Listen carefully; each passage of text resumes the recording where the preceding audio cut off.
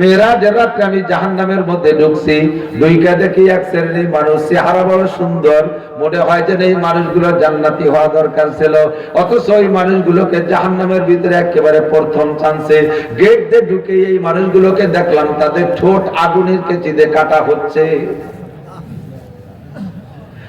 এই মানুষগুলোর চেহারা যা বাহ্যিক ভাবে দেখে আমার মনে হয় এরা জান্নাতি হওয়া দরকার ছিল, কিন্তু মানুষগুলো জাহান্নামী তো জাহান্নামী, অন্য কোন শাস্তি চাইতে অপমানজনক শাস্তি হচ্ছে, তাদের ঠোঁট আর জিহ্বা আগুনের কাছে কাটতেছে। আমি দেখে জিব্রাইলকে জিজ্ঞেস করলাম, জিব্রাইল মান হাউলাই, এরা কারা? জিব্রাইল কয় হুজুর হাউলাই কুতাবা উম্মতিকা, এরা সাধারণ মানুষ না, এরা শ্রোতা না, এরা মসজিদের সাধারণ মুসল্লি না, এরা অন্য কোন গ্রুপ না, এরা হলো উম্মতের বক্তারা, উম্মতের বক্তারা। হুজুর বললেন আমার বক্তাদের এই শাস্তি কেন? ইয়াকুলুনা মা লা ইয়াফালুন, বয়ান করত কিন্তু নিজে আমল করত না।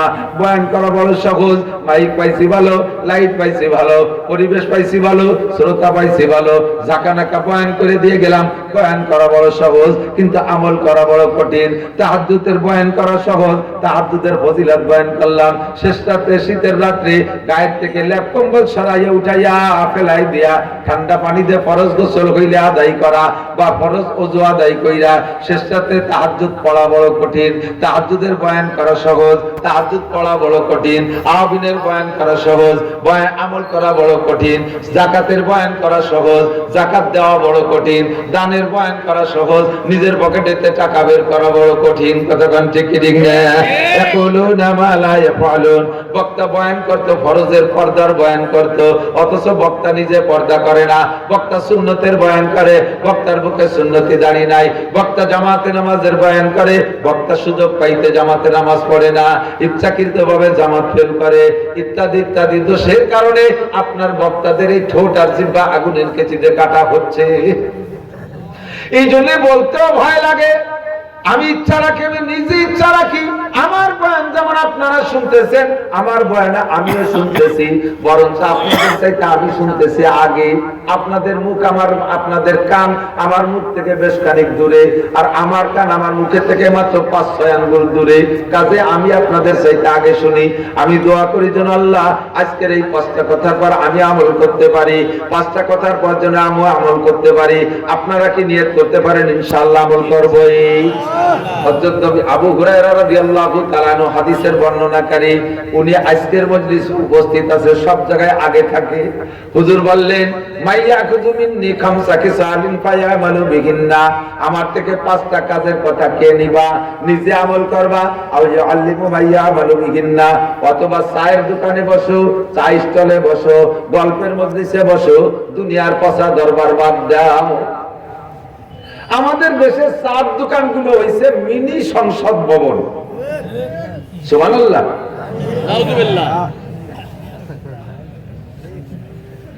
এবারেতে আমরা চার দোকানে বসে যা দড়ি দরবার করে পাঠাই দেই, শেখ হাসিনা সেই অনুযায়ী দেশ চালায়। মনে হয় এরকম এত বুদ্ধি দেয়, অথচ ওই বুদ্ধি আগে তো বেরিবার হয়ে যাওয়া লাগতো, এখন তো ব্রিজ হয়েছে, তবু ব্রিজের টোলের আগে শেষ, ও বুদ্ধি উবার যায় না। চার দোকানে বসে ভাও গল্প না করে আজকের 5টা কথা আলোচনা করা যাবে তো ইনশাআল্লাহ। নবী বলতেছেন নিজে আমল করবে অথবা অন্যকে শিখাবে, তারা কথাগুলোর পর শুনে আমল করবে। লাভ কি? শুনে নেবে, দিক দেখান। আমি বয়ান করি, আমি নিজে আমল করার নিয়ত রাখি, পাশাপাশি সৎ কাজের পথ দেখাইলে ওই দেখানো পথ অনুযায়ী যেই লোকগুলো আমল করবে তারা আমল করে যে নেকি পাবে, পথ দেখানোওয়ালা সমপরিমাণ নেকি পাইবে। তাদের আমলের থেকে কোনো নেকি কমবে না।